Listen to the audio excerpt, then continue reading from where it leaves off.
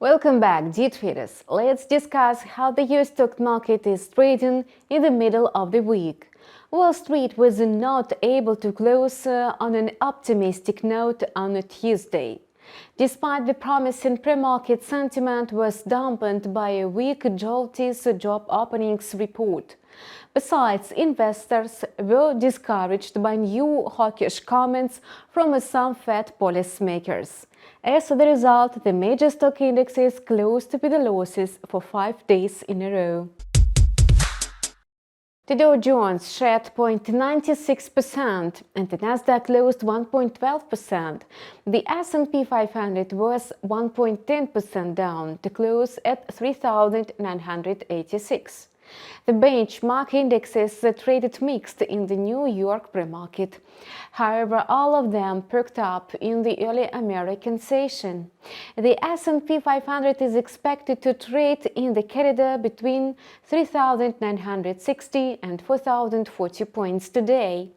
The stock indexes were not able to regain their footing on Tuesday and went down in the light of the JOLTs job openings report. The number of vacancies unexpectedly rose to 11.2 million in July.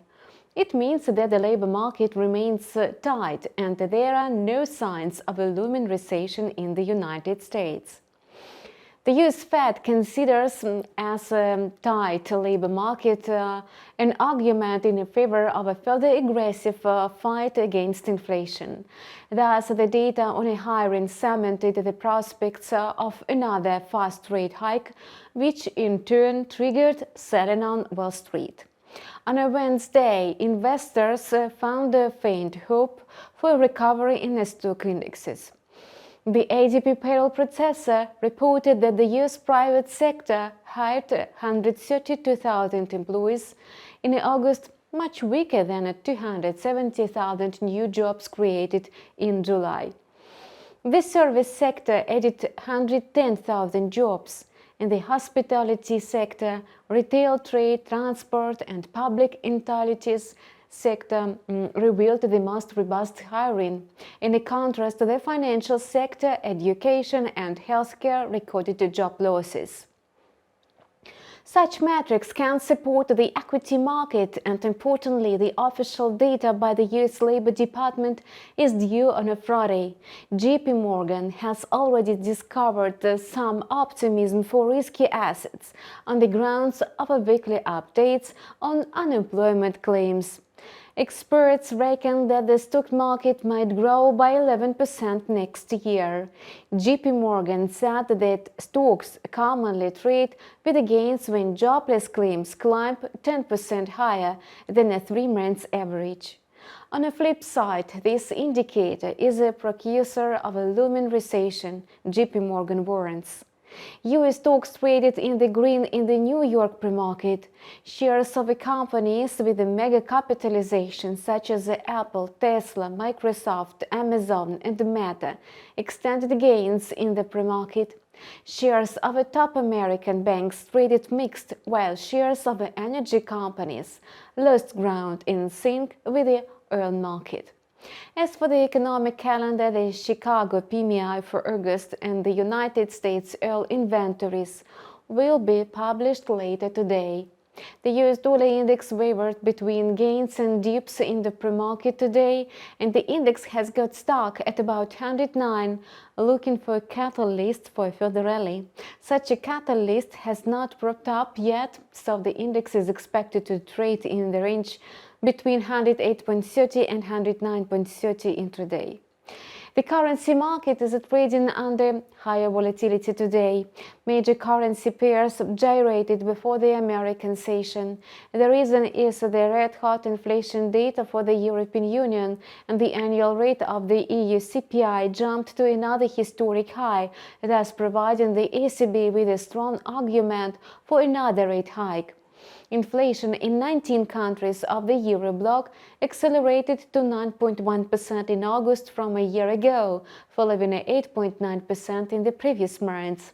The actual CPI is an uptick higher than the 9% increase in the consensus. Soaring energy prices before the heating season and the cancellation of some subsidies in Germany set the stage for further inflation acceleration. Analysts foresee another record at more than 10% before inflation reaches its peak at the year end. In this context, some ECB policymakers and investors are betting on a rate hike by 75 basis points at the next policy meeting. As for the US Fed, Federal Reserve Bank of New York President John Williams said that the regulator would need to raise the funds rate a bit higher than 3.5% and put it on a hold until the end of 2023. The policymaker also said that the central bank should decide on whether to raise rates by 0.75% or 0.50% next month, depending on economic data, including the crucial non-farm payrolls and the CPI. Don't miss comments from other Fed's policymakers tonight, namely Lori Logan, Loretta Mester, and Raphael Bostic. The USD CAD pair is still trading higher on the back of the firm greenback. The intraday corridor for the currency pair is defined between 1.3080 and 1.3170. The loonie has no chance for recovery amid a rapid decline in oil prices, Canada's main commodity. On a Wednesday, oil prices are losing ground due to recession fears and the prospects of aggressive rate hikes by influential central banks. On a Wednesday, Russia halted gas supplies via the key European pipeline. This escalated the economic battle between Moscow and the European Union authorities and increased the likelihood of a recession and energy returning in some of the region's richest countries.